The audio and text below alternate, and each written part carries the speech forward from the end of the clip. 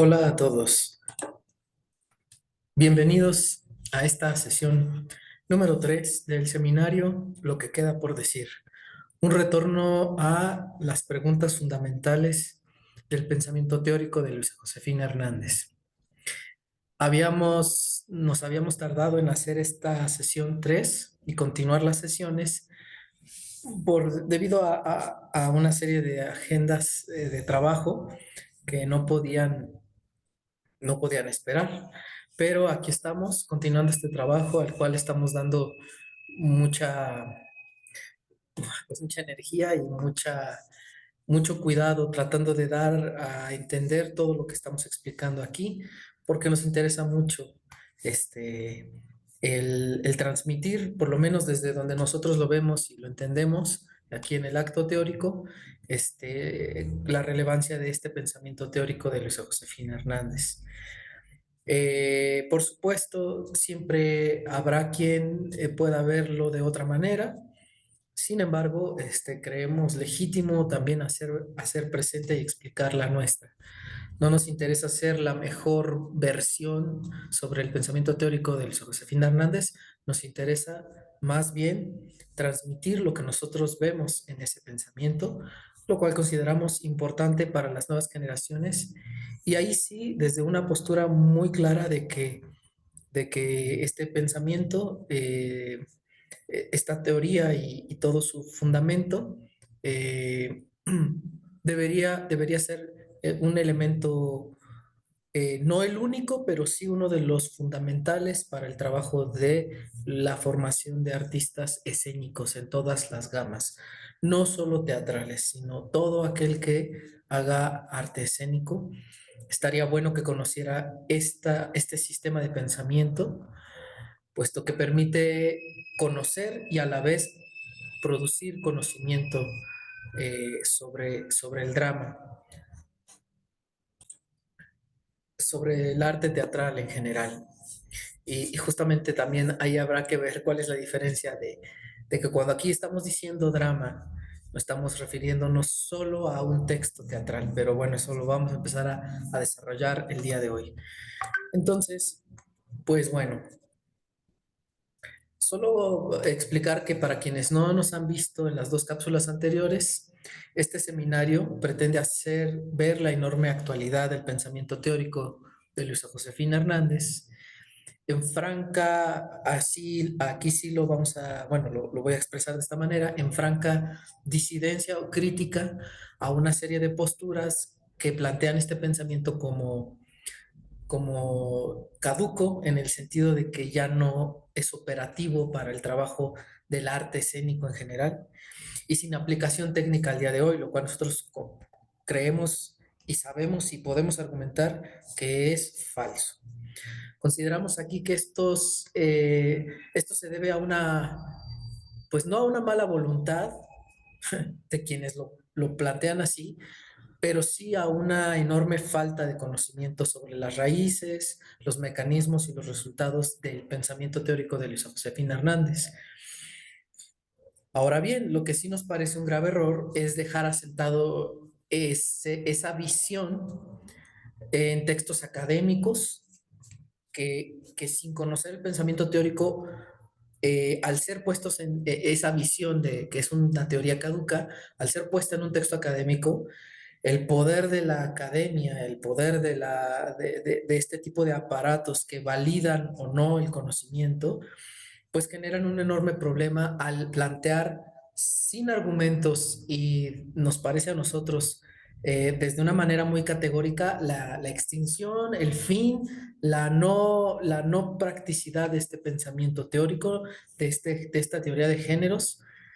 Es decir, ahí nos parece un error grave hacerlo en textos académicos, artículos, entrevistas, programas académicos por YouTube, libros que se utilizan en las escuelas de arte escénico, sobre todo las de teatro, en donde, pues eso, ¿no? Como ya se estableció así, lo que, sin dar una suficiente argumentación, y bajo el poder que se tiene, bajo la función de docente o de una institución, decretar ese tipo de afirmaciones, eso es lo que nos parece un error grave. Bueno, dicho lo anterior, vamos a lo que nos compete hoy. Hoy vamos a terminar de trazar la primera tesis sobre este seminario, la de que Luisa Josefina Hernández. Hay una tesis establecida por muchos pensadores, incluso algunos que fueron alumnos de Luisa Josefina, teóricos, etcétera, mucha gente del gremio escénico, teatral. Muchos de ellos la consideran como, la ubican como perteneciente a una tradición usigliana propia de Rodolfo Usigli, que en algunos textos le denominan gesticulación. Digo, es importante decirlo, vamos a trazar esta tesis, vamos a tratar de dar el último contorno para hacer ver el dibujo de la tesis que queremos hablar, pero el seminario en sí va a ir y haciendo caer las argumentaciones y demostraciones de esta tesis. En la mayoría de las reseñas, Luisa Josefina Hernández se le ubica como heredera de la cátedra de Rodolfo Usigli. Ya antes habíamos hablado desde el psicoanálisis que me parecía que la palabra heredera o herederos me parece una palabra, un significante muy especial porque engloba y da sentidos, una serie de sentidos a ella como pues como por debajo por debajo de una especie de sacerdote padre que le decretó un cierto poder o una cierta misión, que es donde siempre se le ubica. Vamos a ir viendo el día de hoy que no. Aunque esto es verdad en sentido estricto de los hechos históricos, eh, debido a que Rodolfo Sigli dejó la cátedra para realizar un trabajo diplomático, eso nos lo cuenta Miguel Sabido, que no era necesariamente ella la elegida, también esto nos lo dice ella en sus memorias y en algunas entrevistas, no es que ella fuera la elegida por Rodolfo Usili. A Rodolfo Usili se entiende que se le pidió una serie de nombres que ya al dejar la cátedra para irse al trabajo diplomático, una serie de personas recomendadas por él. Y dentro de los nombres que él eligió, Luis Josefina Hernández estaba, pero no era precisamente la número uno, por decirlo de alguna manera, en la lista. Estaban otros nombres antes que Usigli consideraba que esos sí podían desarrollar su trabajo heredado de su cátedra, pero lo que hizo en realidad que sucediera este otorgamiento a la cátedra de Luisa Josefina en sí fue algo muchísimo menos mítico y fantasioso, sino algo muchísimo más concreto y cotidiano, que fue que ella era la única graduada de su generación. Ella nos explica que era un momento en la Facultad de Filosofía y Letras en donde al desarrollarse el trabajo formal la organización de las facultades en la UNAM, cada vez buscaban, veníamos de una posrevolución, tomemos en cuenta eso, buscaban cada vez más que sus docentes estuvieran graduados, que tuvieran grado. Muchos de ellos tenían una reputación dada por la experiencia y por el trabajo, pero también ya se estaba buscando esa validación del grado, del título, cosa que las otras recomendaciones no tenían y que Luis Josefina Hernández, curiosamente, coincidentemente, además, sí tenía. Ella recién había terminado de hacer su examen de grado y titularse. Entonces, eso fue lo que hizo que sucediera. Pero este hecho vino a ser a lo largo del tiempo para ella, en unos casos, una buena credencial, ¿no? Porque ¿y quién quedó a cargo de la cátedra de Rodolfo Usigli? ¿No? No es cualquier persona, sobre todo en ese entonces, pues, ¿quién es ella, no? Después veremos que esto también le atrajo una serie de críticas muy duras de una serie de personas de su entorno, del gremio escénico, las cuales consideraban que había sido un error de Usigli o un error de la UNAM, ¿no? Que casi en algún momento se pedía su destitución. Pero bueno, no nos vamos a desviar. Este hecho vino a ser a lo largo del tiempo para ella, en unos casos, una buena credencial y en otras, sobre todo después, hacia los años 80, 90, 2000, que ya incluso ya deja de dar la cátedra, los historiadores, los investigadores, los teóricos del teatro la empiezan a dejar o a etiquetar bajo esa especie de mandato. La etiqueta bajo la idea de la heredera de la cátedra y la continuadora de la misión, casi de la cruzada, que Usigli proclamó, ¿no? Se le quiso encerrar ahí para siempre, como si ella no hubiera tenido ninguna propuesta propia. Eso es lo que hay que ir quitando del mapa, del mapa o reconfigurando o deconstruyendo esa historia. Bajo esta etiqueta, pues se le concibe como una teórica. ¿Y esto qué implica? Una teórica aristotélica, en el sentido más despectivo del término, tradicionalista, nacionalista, costumbrista, con la misión, la cruzada de defender el texto dramático y al dramaturgo como el regente del acontecimiento teatral, como el que decide todo. Lugares que ella no tomó ni le interesaban, ni pensó así del teatro en general de esa manera. Nunca hizo eso. A pregunta expresa de su nieto en sus memorias de ¿cuál fue la bandera que tomaste? Ella expresa algo así como bandera, me tienes el alma en un hilo, ¿no? Yo no me agarré ni de ninguna bandera, de ninguna misión, dice ella en sus memorias. Se sabe también, y esto lo pueden encontrar a lo largo de 3 sesiones de un coloquio que se le hizo a Luis Josefina Hernández unos meses después de su fallecimiento en la Facultad de Filosofía y Letras. Ahí hay varias personas que hablan de ella y que fueron alumnos de ella y expresan eso, que dicen, incluso más bien tenía algunos problemas ahí con Emilio Carballido, porque Emilio Carballido sí tenía esta idea muchísimo más clara, o mejor dicho, él sí era más de la idea de que el texto dramático y el dramaturgo básicamente decidían cómo debía ser la puesta en escena, cosa que ella no pensó así, no pensó así de esa manera. Ella sí expresa en algún momento de sus memorias y varias veces que prefiere no ver las obras porque le parece que modifican lo que ella quiere decir. Pero que exprese eso no quiere decir que ella considere que el dramaturgo es el regente. Vamos a ver que son dos cosas muy distintas, porque lo que ella dice es que la obra que más que quedó en su corazón fueron Los Frutos Caídos, dirigida por Sekizano. Y ella expresa que fue una de las únicas obras de teatro escritas por ella que al ver la puesta en escena se le olvidó que era suya. Logró olvidarse de que eso que estaba viendo lo había escrito ella.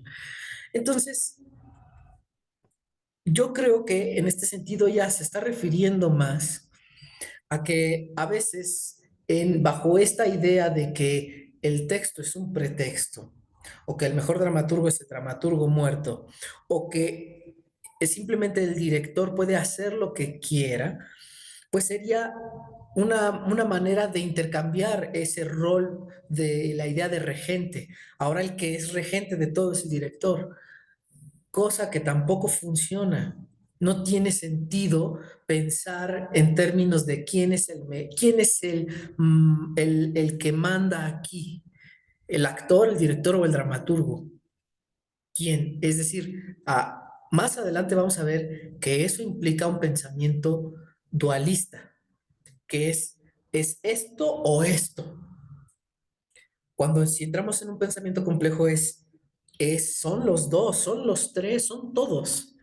Todos están implicados en el acontecimiento teatral. Pero bueno, regresando a nuestro tema, aquí hay que explicar algo muy importante para salir de esa tesis de Luisa Josefina, heredera de la tradición usigliana. Quien era muy apegado a los estándares aristotélicos era en realidad Rodolfo Usigli.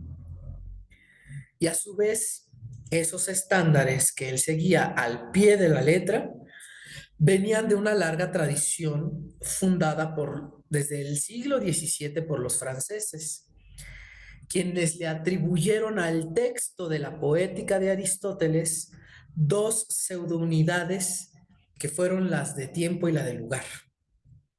Falso. Aristóteles jamás habló de esas dos unidades en su texto de la Poética. Lo cual, para ser precisos, quiere decir que Usigli se basaba en un pensamiento supuestamente aristotélico, que no es tal, pero que al igual que él, muchos lo tomaron como original de Aristóteles, lo cual también para Aristóteles lo pone en una serie de etiquetas en las que lo intentan dejar como caduco o cerrado, o como el que dictó las leyes, las fórmulas de cómo hacer una obra bien hecha, como después le llamaron los propios franceses, la pièce bien faite. Es decir, todas esas ideas surgidas en el siglo XVIII finales y todo el siglo XIX, en realidad son ideas de los franceses.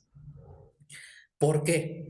La razón es que los franceses de ese siglo, bajo una idea neoclásica perfeccionista, atribuyen a Aristóteles esas dos unidades para darle a la teoría una imagen de perfección en todos los órdenes. Esto porque ese era el ambiente de esa época. Es decir, le buscan dar una perfección propia del ideal de la razón, pero ajena totalmente al pensamiento original del pensador griego. Bien, la única unidad que se desarrolla explícitamente en la poética de Aristóteles es la de acción. Aquí, lo relevante de este antecedente en relación a Luisa Josefina Hernández es que mientras que todos los pensadores de los años 50 en México y en el mundo, incluso Auxilio, siguen sin cuestionar esta doctrina de las pseudounidades aristotélicas, cuyo auge estuvo en el siglo XIX con la pièce bien faite, mientras todos siguen esa fórmula, incluso el propio Ibsen y el propio Strindberg son, traen esa herencia de que debe haber un desarrollo de las unidades de acción, tiempo y lugar. Incluso ellos, aunque como dramaturgos ellos hacen bajo ese corset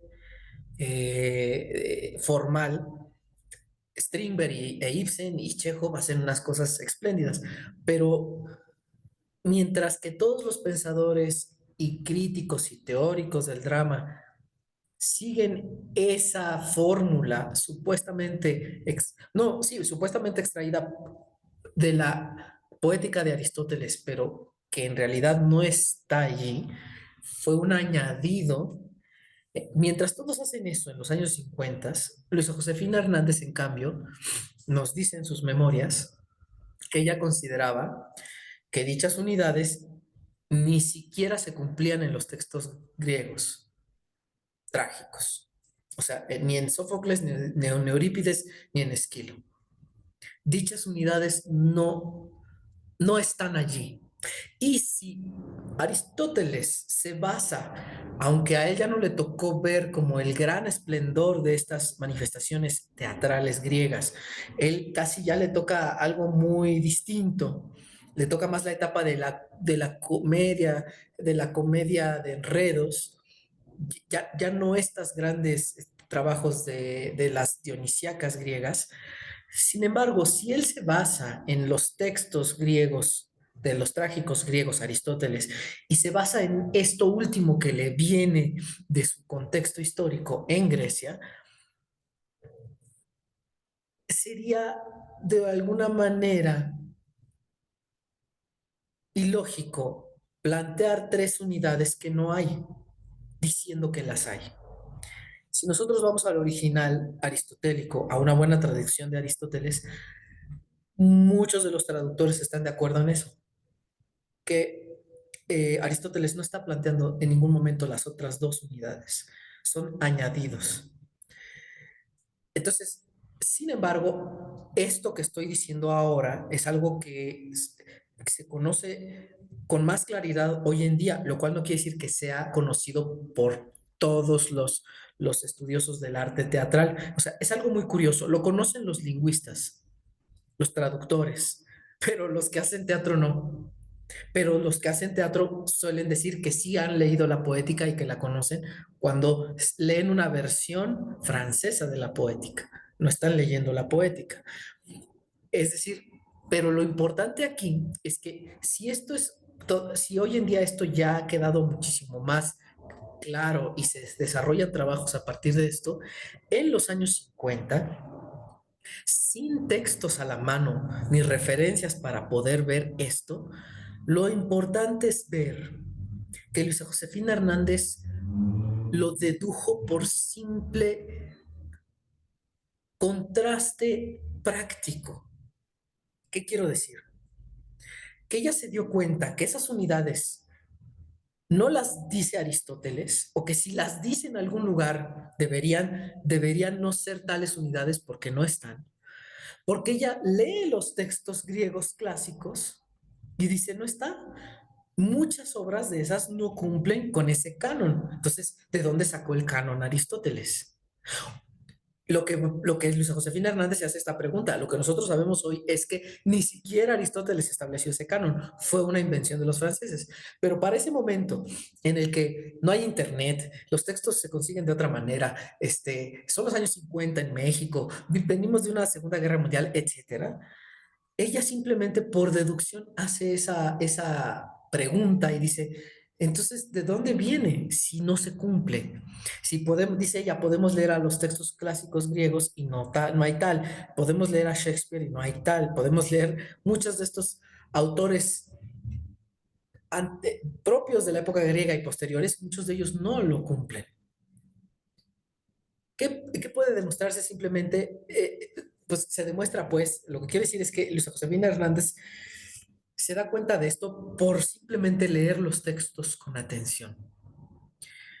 Y esto es algo que me parece muy importante. Ella no lee los textos, desgraciadamente, como muchas veces ocurre y se fomenta en las aulas de teatro, ¿no?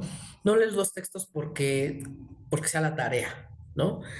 Ella hace una lectura de tal manera que está pensando en toda la puesta en escena, de alguna manera, como el propio texto permite deducirla. Mientras que muchos otros dan por hecho una serie de ideas e hipótesis sobre los textos, porque otros ya las dijeron, ella se aparta de esas tradiciones e ideas y simplemente dice, ¿qué tengo enfrente? Este texto y lo leo como viene. Y por ejemplo, Ajax no cumple con esas famoso canon y está allí. Lo sorprendente es que estando allí, en el texto griego original, se siga diciendo lo otro, que el canon y etcétera. Y que para Aristóteles, Sófocles es su trágico ejemplar. En todo caso, lo que le parece más ejemplar es Edipo, pero está refiriéndose a Edipo como ejemplo de una serie de elementos que tienen que ver con su tratado filosófico que implica la distinción entre acción y movimiento, que eso ya lo vamos a ver después. El punto es que aquí ella se da cuenta que aunque Aristóteles ponga especial atención en Edipo Rey y vea que todo coincide de una manera especial en esa obra, no por ello Aristóteles está estableciendo tres unidades, solo habla de una. Entonces, que Luisa Josefina Hernández se dé cuenta de esto en esos momentos, demuestra que mientras que la mayoría de los pensadores de su tiempo siguen una teoría, pero no tienen pensamiento crítico ni aportaciones teóricas, ella, por lo contrario, no sigue a nadie, más bien piensa por sí misma, por tanto es crítica. Y esto puede molestar a muchas personas, sobre todo aquellas que se creen incriticables. Es decir, eh, hacer ver estos errores a personas que se creen que ya lo saben todo puede ser una reacción, puede tener reacciones muy, muy, eh, muy desconcertantes, porque la gente, porque ciertas personas, al creerse infalibles e incriticables, lo que hacen es entonces atacar a la persona que les hace ver eso. Ella cuenta en sus memorias que al momento de hacer su tesis de grado tenía esta idea, se había dado cuenta de esto. La de, en primero, hacer ver que las dichosas pseudounidades aristotélicas no eran tales y que algunas otras unidades que sí se establecen en el texto de Aristóteles podrían ser enunciadas o abordadas con otros nombres que pudieran hacer más accesible y entendible eh, el proceso en el que, en el proceso y los elementos que hacen a lo dramático, que conforman lo dramático. Sin embargo, ella también confiesa que cuando estaba pensando esto y hizo su examen de grado, de todos modos, no tenía los elementos teóricos indispensables, lo creía ella así, para demostrar esta teoría, esta idea hasta mucho tiempo después, lo cual ella dice que solo se limitó a exponer la idea general en su tesis y a simplemente presentar los frutos caídos escritos por ella, que en realidad nada más se llamaba los frutos caídos fue el nombre que se le puso en la puesta en escena de Sequizano, ella solo le había puesto los frutos. Entonces, básicamente, fue como más a lo práctico. Decidió simplemente decir la idea, la hipótesis, pero en vez de argumentarlo teóricamente, se decidió hacer la obra, mostrando en acción, mostrando en una obra artística su teoría, ¿no? Lo cual no es poco tampoco, ¿no? Entonces ella, es ajena completamente a un encargo de Usigli, cosa que aseguran muchos textos académicos actuales, pero que argumentan con base en otras personas que dicen lo mismo de Luisa Josefina, pero no lo argumentan bajo sus propias palabras, siendo que ahí están, pues, o sea, no estamos hablando de una persona que haya vivido en el siglo XVIII o XVII, que digas, no, fue tan hace mucho tiempo y no hay registros, entonces es lo que se cree. No, ahí están las entrevistas, ahí están sus textos escritos y aún así es sorprendente ver esta insistencia de ponerla en ese lugar como si no se tuviera todo ese material que demuestra de entrada que no es así, ¿no? Entonces ella es ajena a seguir una doctrina, está alejada del fenómeno de lo... eh, eh, eh, ¿Cómo decirlo? Puso por delante el fenómeno en sí de lo dramático, no las ideas ni las teorías de otros. Puso enfrente al fenómeno del drama y lo empezó a estudiar simplemente, no a seguir una doctrina. Y de la unidad de acción, la única auténticamente aristotélica, ella hace una aportación más profunda para completarla. La noción de acción, desde el texto de Aristóteles, siempre está asociada a la noción de mímesis. Aquí tenemos que hacer este enlace, es decir, bueno, las otras pseudo unidades se da cuenta que no son tales, pero no tiene forma de argumentarlo, sin embargo, así lo sabe, así lo cree, y aunque no quiere pelearse con el gremio escénico y poderoso de su tiempo, no renuncia a sus ideas, ¿no? Simplemente dice, por ahora no puedo demostrarlo, y ella encuentra que una de las raíces del problema es que como en el texto de Aristóteles la acción está asociada a la mímesis, el propio Aristóteles dice que el drama es mímesis de acción, ahí es donde ella dice, se pregunta ella, ¿qué se está entendiendo por mímesis? Magistralmente, Luisa Josefina Hernández, dándose cuenta de que ambas nociones están plagadas de prejuicios neoclásicos y confusiones, decide adaptar dicho concepto de mímesis, llamarlo de otra manera para entender su sentido, para entender el sentido que tiene la palabra. lo cual es sorprendente porque ella hace esto en los años 50 y 60.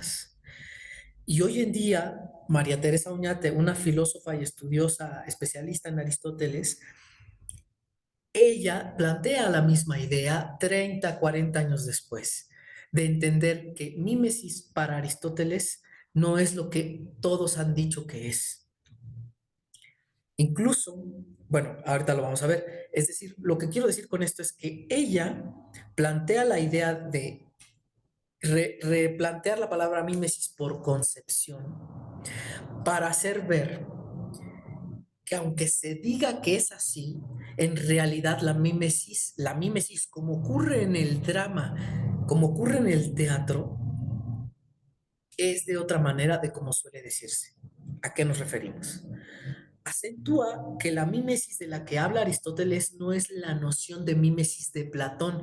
Es decir, aquí lo curioso es que casi siempre se le atribuye la noción de mímesis a Aristóteles, pero la que no es de él, sino la de Platón, la cual considera la mímesis como copia. Copia de esa idea perfecta ajena al mundo sensible. Para nada. Para Aristóteles, la mímesis es interpretación. No se copia la acción de alguien, porque siempre eso que se cree copiar es en realidad una interpretación de esa acción. Lo más sorprendente es que este pensamiento, ella empieza a plantearse esta idea para replantear la noción de mímesis y esto hace que empiece a dar su cátedra desde otro lugar, hablando de la concepción, que la concepción es el origen del drama y de toda la estructura de lo dramático. Ahora bien, ustedes dirán, bueno, no dirán, sino que casi siempre en el mundo académico, etcétera, se tiene que buscar respaldos de lo que se dice, ¿no? Eso es algo que a veces es muy positivo y a veces es muy negativo porque en vez de escuchar una idea que puede ser novedosa, que nadie ha dicho, como nadie más la ha dicho, entonces no hay respaldo, entonces se considera que es una idea poco fundamentada. Pero también podemos verlo, ¿no? El maestro Felipe Reyes Palacios, con quien estuve hace poco una charla, porque consideraba yo que él estuvo cercano mucho a este proceso, en donde también hubo un laboratorio de puesta en escena, donde se trabajaban las nociones del análisis dramáticos llevados a la puesta en escena. Yo en un momento dado de los videos atrás dije que, ¿por qué nadie iba a ver al maestro Felipe Reyes si ahí estaba una persona que vivió ese proceso? ¿No?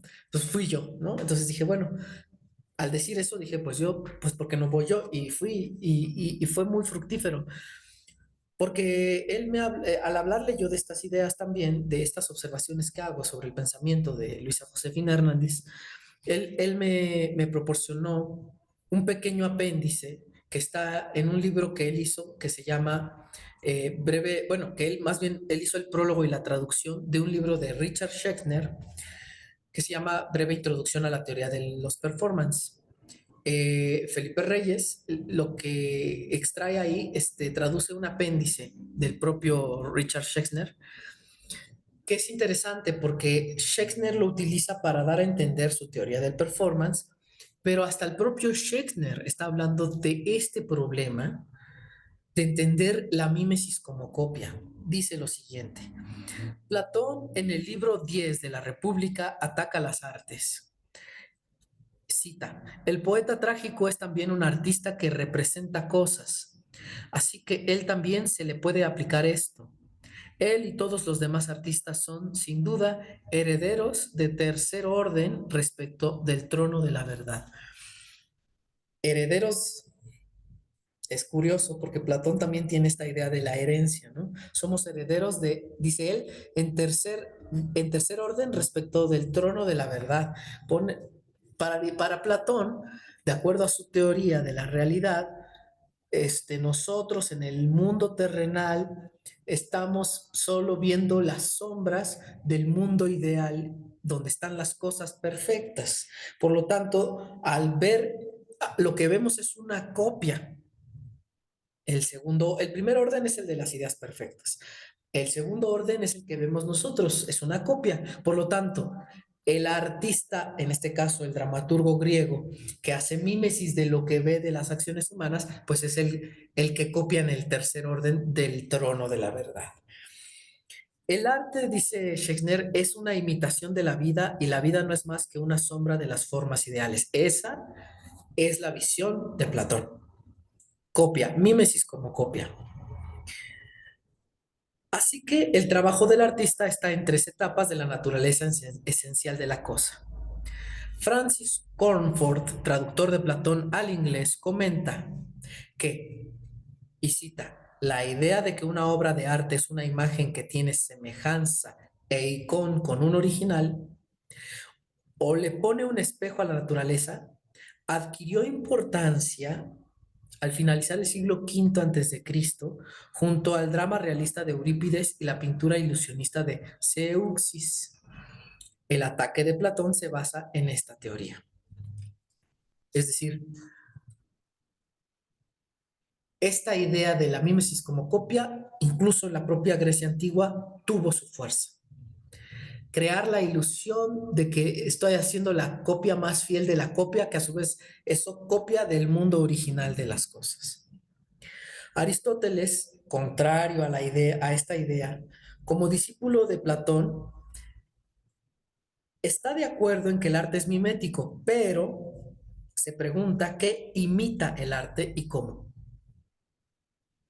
Ahí este es el punto fundamental que separa a Aristóteles de Platón. Lo cual Aristóteles, igual que Luisa Josefina Hernández, no está siguiendo una herencia, tiene un pensamiento crítico. El arte no imita cosas, y ni siquiera la experiencia, sino la acción. La acción es una idea problemática, dice Shakespeare, y cuando mucho, tan solo puedo esbozar una interpretación, dice Shakespeare, de lo que Aristóteles pudo haber querido dar a entender.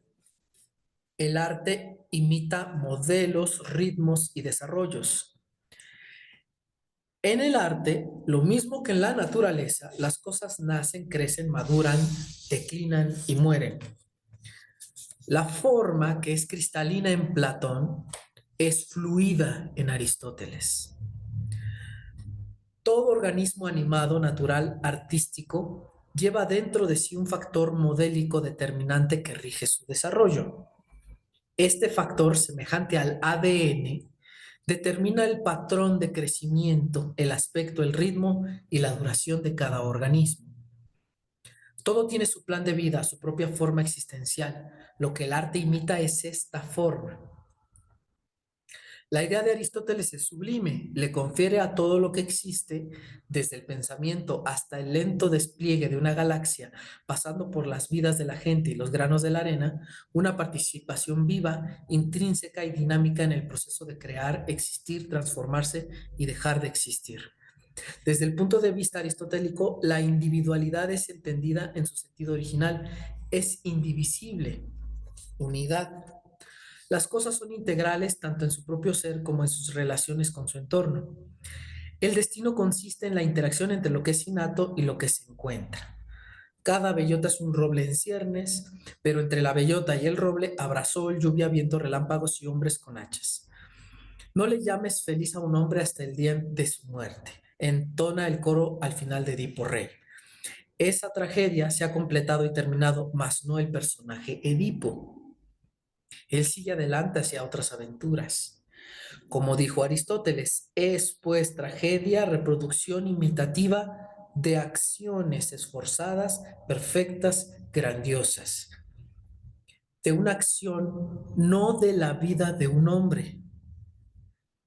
La vida de Edipo le proporcionó a Sófocles dos acciones completas, el Edipo rey y el Edipo en colono.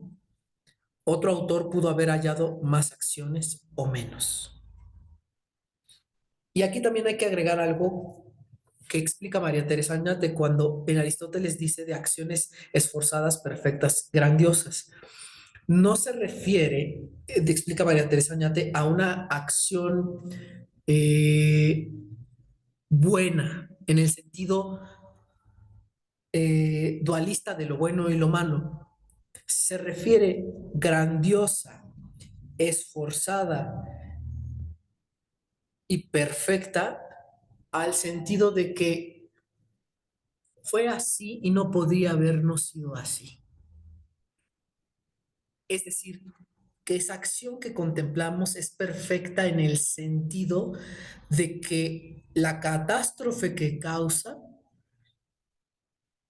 no podía no haber sido así, de acuerdo a lo que acontece. Es decir, cada pedazo del eslabón fue perfecto, grandioso y esforzado en el sentido de que esa acción pretendía algo que para el personaje era importante, pero fue destructivo. Entonces, no, nosotros, y esto también lo explica Quito, no solo en el libro de tragedia griega, sino en otro libro que se llama Los griegos, así nada más. Quito se esfuerza mucho en decir, y María Teresa Oñate también, que entendamos que la idea o la traducción de estas palabras, esforzado, perfecto y grandioso, no miremos, no entendamos estas palabras, aunque estén traducidas en este castellano, como el sentido castellano del siglo XXI que tenemos hoy sobre estas palabras.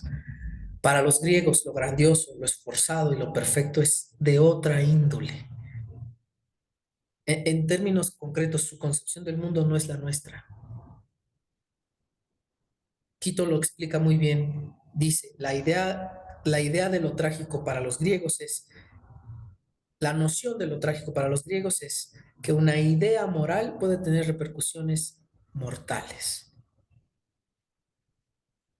Eso es la guerra en Gaza, ¿no? Una idea moral con repercusiones mortales. La relación entre estas, la idea moral con repercusiones mortales, de mortandad, de muerte, la relación entre estas dos cosas es la acción. Y es una acción perfecta para la destrucción, grandiosa por la magnitud destructiva que tiene y esforzada porque va en ella implicada un deseo, que es un deseo destructivo. Digo, aquí tratando de darle como también ese detalle a esa parte del texto. Em,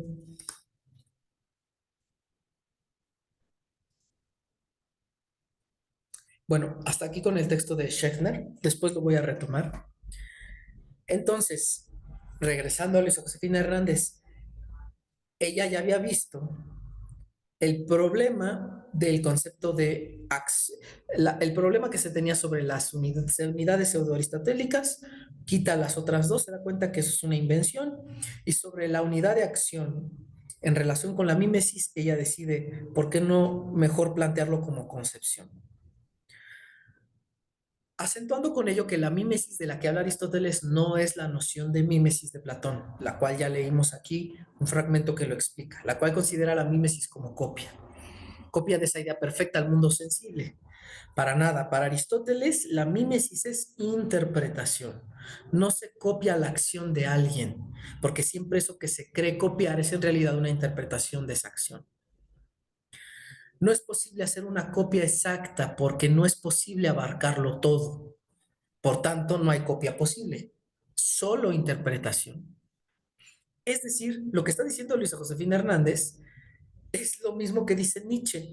No hay, solo hay interpretaciones, pero además la frase completa de Nietzsche es, solo hay interpretaciones y esto es también una interpretación.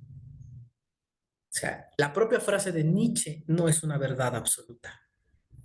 Es decir, como dice Luisa Josefina, concepción. Lo que está dentro del drama es la concepción que sostiene toda la estructura, no la copia, la concepción.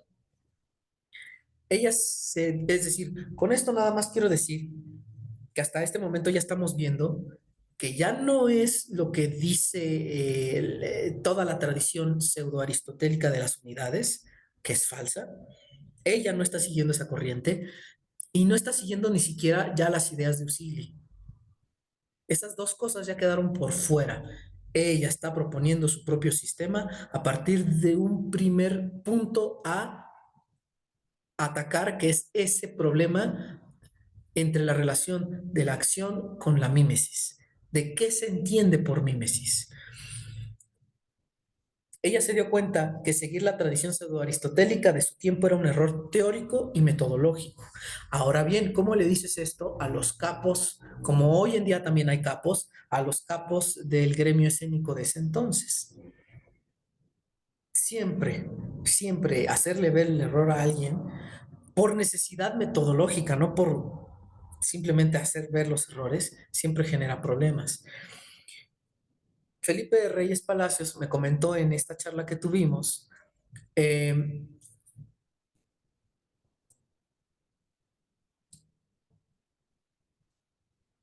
que ella ya había visto que el concepto de mímesis era ambiguo y lleno de confusiones, pues para unos era considerado como copia y para otros como construcción de la acción. Es decir, era un concepto mal comprendido y de varias discusiones. Entonces, viendo que sería un problema usar el término sin trabajarlo o adaptarlo, sobre todo de cara a dar cuenta en una cátedra donde se pretendía transmitir una enseñanza, Luisa Josefina Hernández decide sustituirlo por la noción de concepción. Mímesis es concepción de la realidad. Eh, Extraigo de mi observación de la realidad lo que de ella interpreto.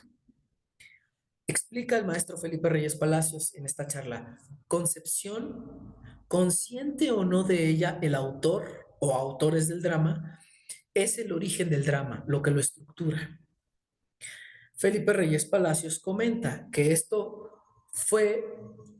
este desarrollo de mímesis llevado a entenderla como concepción, fue por una crisis que ella tuvo, que ella pasa cuando inicia su cátedra en la Facultad de Filosofía y Letras de la UNAM. Porque la noción ambigua, ortodoxa y equivocada de mímesis que todos usan en ese momento crea confusión. Una confusión que hoy en día todavía se sigue dictando en las cátedras. Como escritora y dramaturga, especifica Felipe Reyes, y me parece muy importante, como escritora y dramaturga, ella no tenía necesidad de pensar en explicar el origen de un drama. Es decir, lo que está diciendo Felipe Reyes es, ella no se posicionó como la que les viene a decir a todos cómo se hacen las obras, aunque muchos creen que eso era. Felipe Reyes especifica, esa no era su posición. Eso es lo que pretendían usar su sistema para eso, pero no ella, sino quienes lo recibieron. Ella, como escritora y dramaturga, no tenía la necesidad de pensar en explicar el origen de un drama, pero como docente, sí. ¿Por qué? Porque hay que transmitir. ¿De qué va a ser la sesión en una facultad que pretende dar licencia a una serie de personas que supuestamente hacen teatro dentro de una visión académica formal de la facultad en la universidad, dar cuenta de qué se está dando, qué se está transmitiendo? Entonces ella, para crear no tiene que hacerlo, pero para ser docente sí se ve la necesidad de pensar en este problema. Pero esto es muy importante. Lo piensa no para decir cómo se debe hacer el drama, el teatro, sino cómo se ha hecho el gran teatro. Es lo mismo con Aristóteles. Él pretende dar cuenta de explicar cómo funciona el cosmos a partir de la diferencia entre acción y movimiento. Y una de las formas de argumentar su corpus teórico está en la naturaleza, en los animales, etcétera, en la ética, en la república y en la poética. Es decir, los restos de los libros para Aristóteles son sus demostraciones argumentativas de su tesis original, que es la de la metafísica o libro primero, donde va a hablar de la causa primera de todo. No pretende decir cómo debe ser, cómo debe hacerse. En la poética, Aristóteles no está hablando de cómo debe hacerse, está hablando de cómo ha sido hecho. Es decir, es una visión retrospectiva, no preceptiva.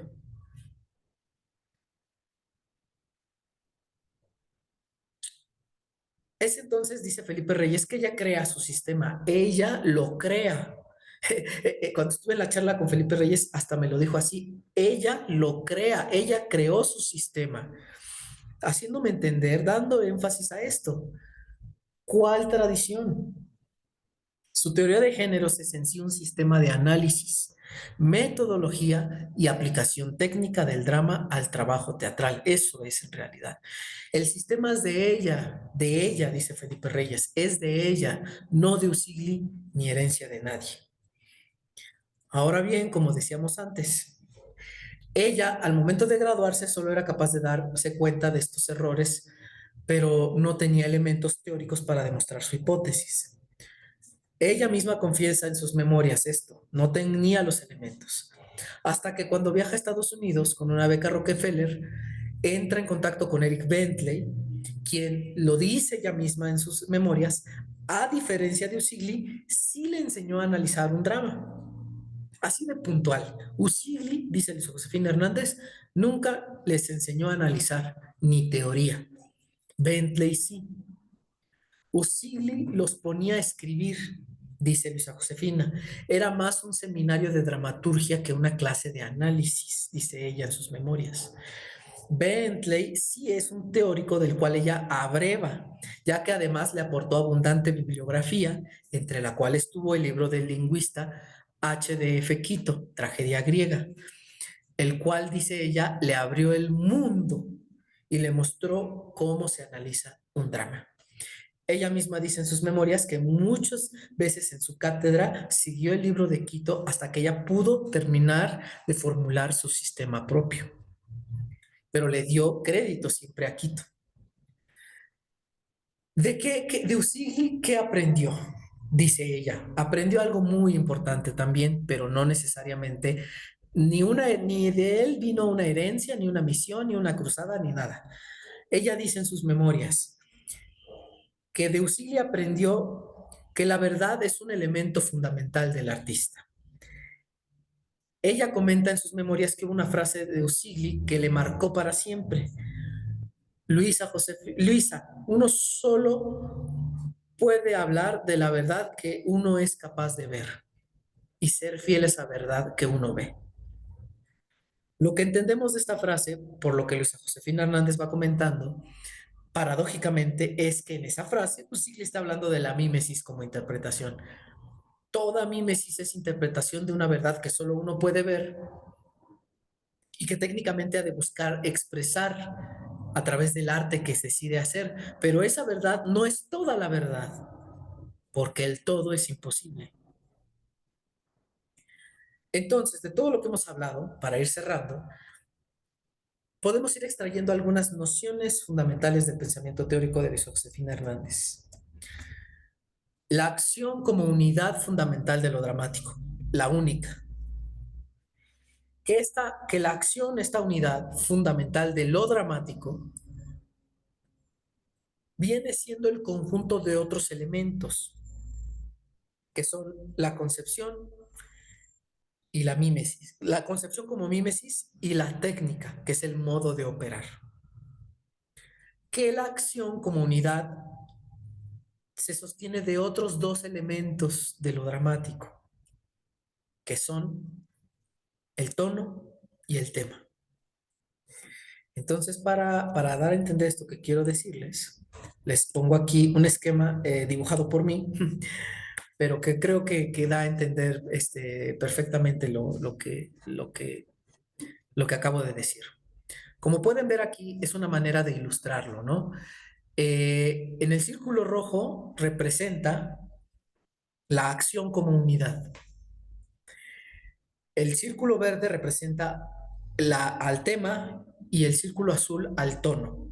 Los tres son los elementos fundamentales del drama, de lo que hace a lo dramático. Pero ¿de dónde se origina el drama, por decirlo de alguna manera? Luisa Josefina Hernández, reinterpretando al Aristóteles y acercándose al Aristóteles original, lo que dice es, bueno, el drama nace de la concepción y de la técnica. Concepción, es decir, interpretación de la acción, y técnica, el modo en el que hago ver esa interpretación.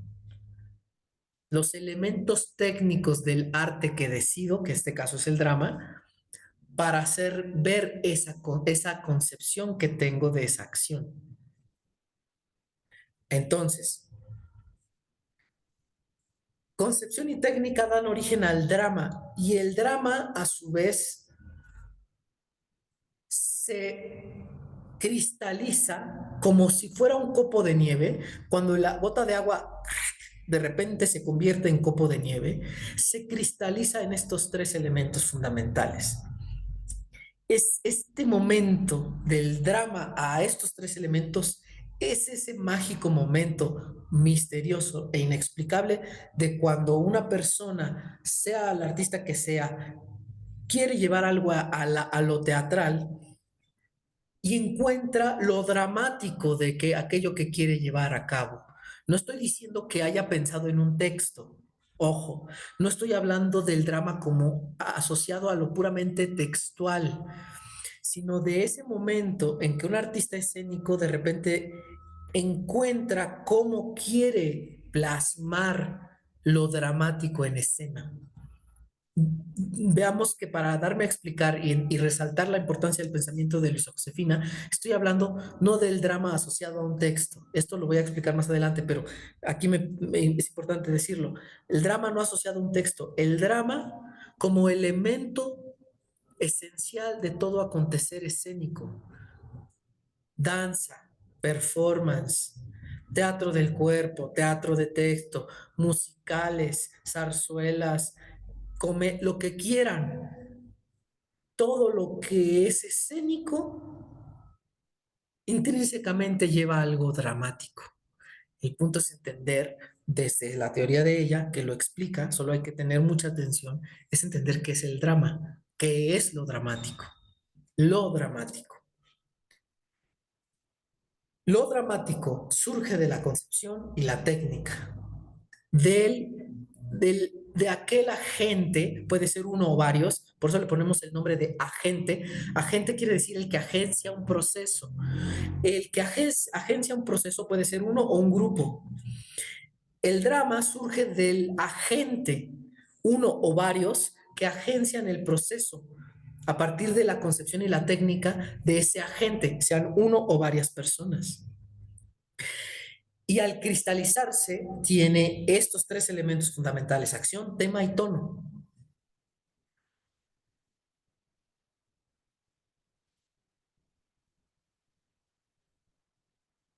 Dentro del elemento de la acción, hay que entender que toda acción se agencia un movimiento, porque estos tres elementos, acción, tema y tono, no son elementos, por decirlo así, materiales.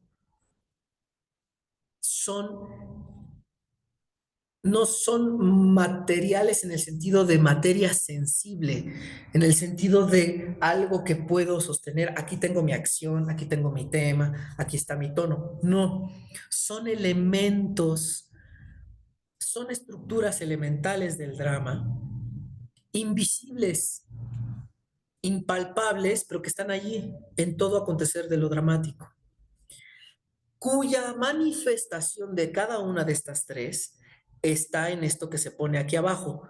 Toda acción se agencia un movimiento. En el movimiento percibo la acción. Todo tema tiene un discurso. Todo tono tiene signos en los que se expresa. Pero además, para mí es importante mostrarlo de esta manera gráfica para que entendamos que es algo que ocurre sincrónicamente, no diacrónicamente.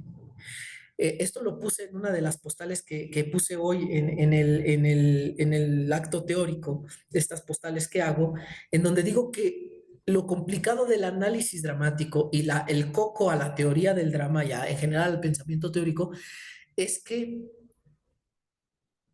trata de explicar, dar cuenta de datos sensibles a partir de estudiarlo de manera diacrónica, quiere decir separarlo y verlo por fases, pero que hay que entender y no perder de vista que eso ocurre de manera sincrónica.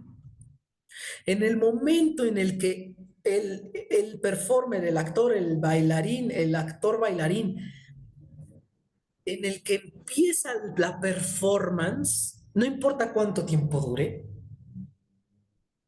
en el momento en que arranca, acción, tema y tono ya están funcionando. El discurso, el movimiento y los signos de cada cosa ya están operando. No es que yo diga, ah, aquí se podemos ver cómo se sale el tema. No, o sea, está todo junto. Es decir, es una noción gestáltica. ¿Sí? ¿Qué quiere decir gestáltica? Quiere decir que yo agarre huevo, harina, sal y agua y lo eche en un lugar, en un horno, así nada más, no quiere decir que aparezca un pastel.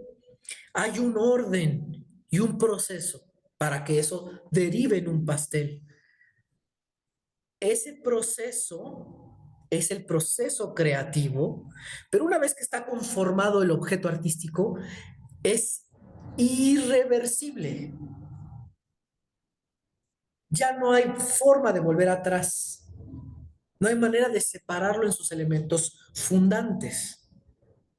Entonces, estamos así, cuando se hace teoría del drama o se hace análisis de una estructura de lo dramático, lo estamos haciendo retrospectivamente, no preceptivamente. Estamos viendo hacia atrás cómo fue que se dio, cuál fue los elementos que entraron en juego una vez ya ocurrido,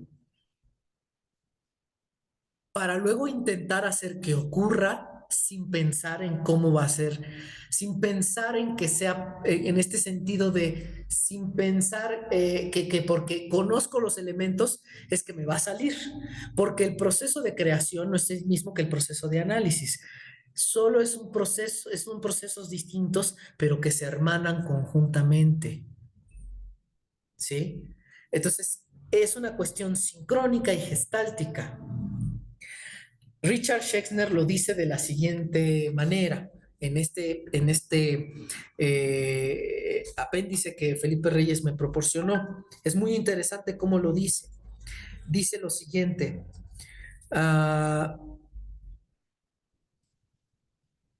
una analogía aclarará con exactitud lo que quiero decir con venir después, que para Aristóteles viene después, el arte siempre viene después de la experiencia.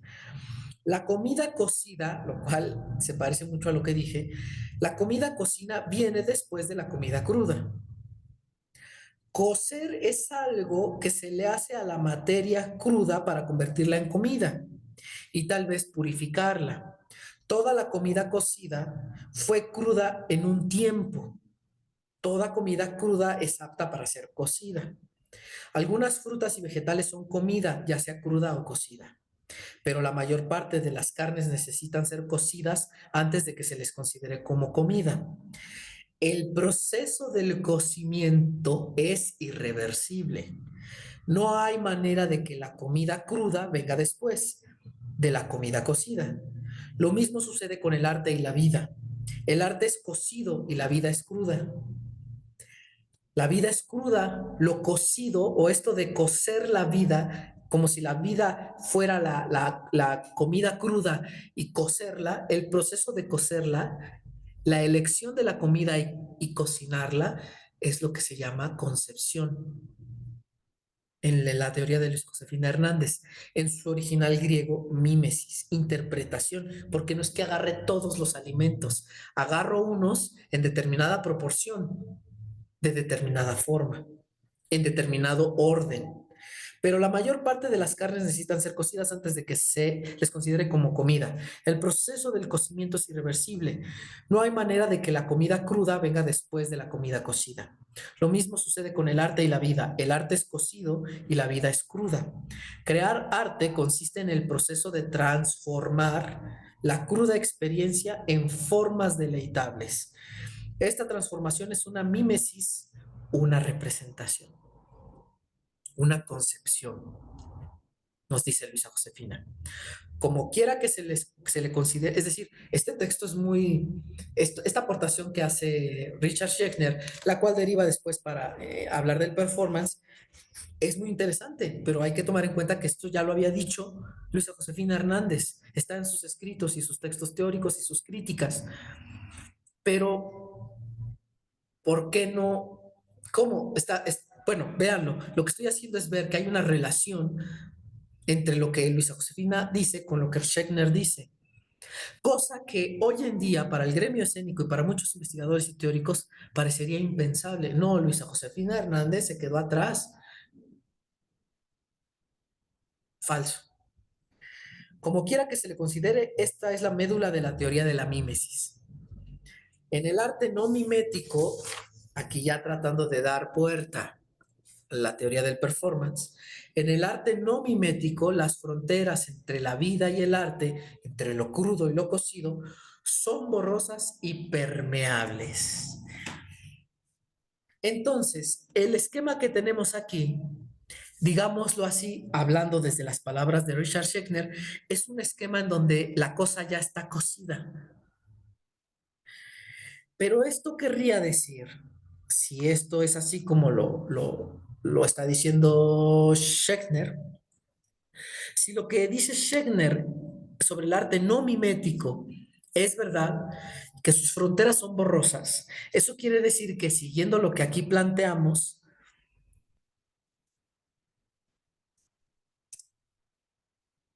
que para que las fronteras se desborren, para que este arte no mimético, como le llama Schechner, sea posible de ser comprendido y posible de echarse a andar un proceso de ese tipo de arte no mimético, para que las fronteras se desborren, primero habría de ser planteadas cuáles son esas fronteras y conocida por los creadores del arte no mimético. Por lo tanto, la performance, en todo caso, es una derivación, como yo lo he dicho en otras ocasiones, la performance es un modo especial, un modo específico de ejercer lo dramático, el cual se basa en desborrar estas fronteras.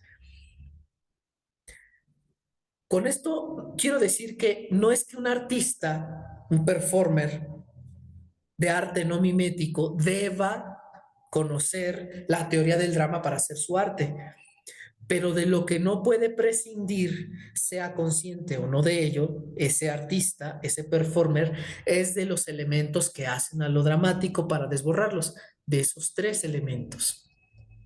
Hay performance que solo se basan en el tono, en una serie de signos que generan sensaciones. Fin. Hay performance que están imbuidos de discurso. Hay performance que están dados solo en el movimiento. Hay performance que solo están dados desde el movimiento y los signos. Es decir, desde una interacción entre acción y tono. O desde los signos y el discurso, desde el tono y el tema. Con lo cual se dan cuenta que esta teoría es capaz de explicar el performance también, pero eso no lo van a escuchar en ningún otro lugar, ni modo, porque yo no lo he escuchado. Que alguien diga, esta teoría, la teoría de Luisa Josefina Hernández, es una teoría capaz de dar cuenta también de explicar el performance, el arte contemporáneo. En ese sentido, la teoría del drama de Luisa Josefina Hernández, aunque no sea condición para la creación del arte no mimético, sí puede explicarlo, porque no es una teoría exclusiva del análisis de textos. Fuera, esa idea ya hay que sacarla. Es una teoría que analiza estructuralmente lo dramático en todas sus facetas.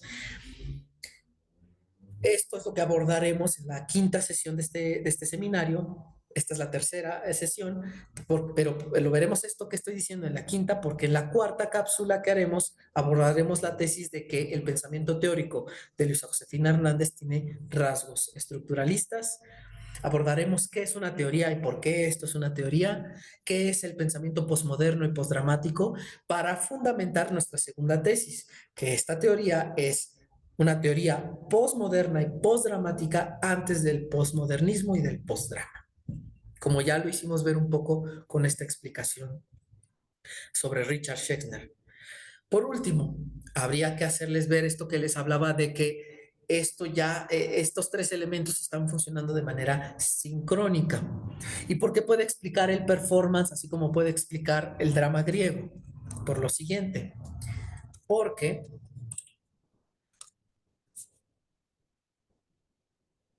como podemos ver aquí, en la línea azul que está arriba, lo que estoy poniendo ahí es el eje diacrónico o histórico del drama.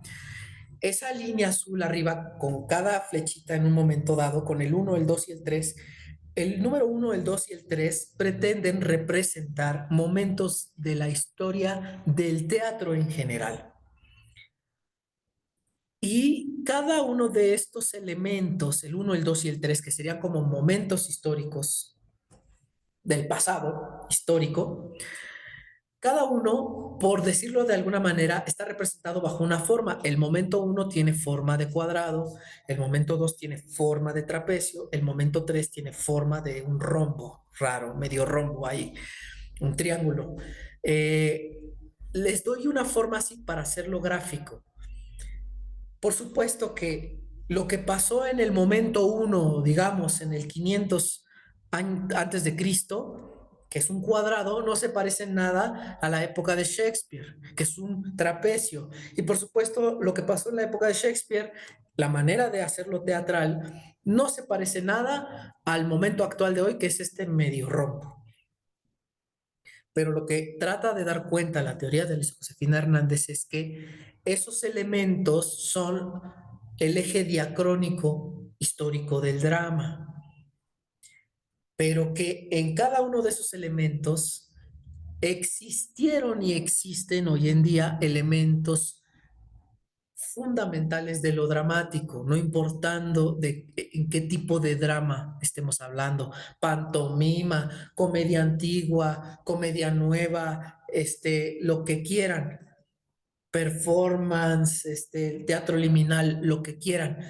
Todo lo escénico tiene un elemento fundamental que es lo dramático, y eso dramático está, como lo dijimos acá, lo dramático tiene estos tres ejes: la acción, el tema y el tono. Y la acción y el tema del tono, a lo largo del tiempo, han estado siempre en las distintas demostraciones de la historia del drama. Es decir, lo que en el eje diacrónico no tiene nada que ver, que son las formas, el cuadrado, el trapecio y el medio rombo, todas sí están en el eje sincrónico del drama, por eso no tiene tiempo. Sincrónico es sin tiempo. Estos elementos de lo dramático siguen funcionando hoy en día. Lo que ha cambiado son las formas. Ahora, esto es muy importante porque cierta corriente del pensamiento que trabajaba el pensamiento de Luisa Josefina Hernández planteaba al eje de lo histórico como un eje menor, por perderse en las diferencias, y al eje de lo sincrónico como el mejor.